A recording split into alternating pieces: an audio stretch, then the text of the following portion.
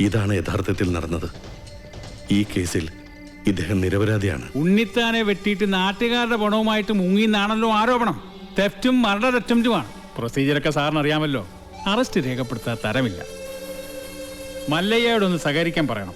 മല്ലയ്യ ഇപ്പൊ പുറത്തു പോകുന്ന അപകടമാണ്. നാട്ടുകാരാകെ വയലന്റ് ആയിരിക്കുക.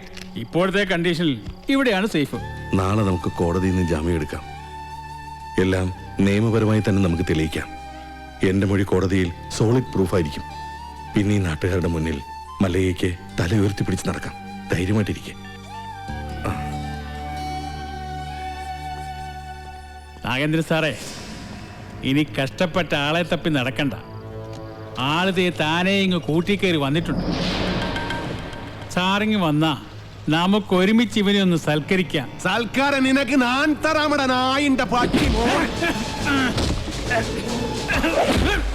നിനಗೆ ನನ್ ಬಗ್ಗೆ ಗೊತ್ತಿಲ್ಲ ಅಂತಿ ಮಗನೇ.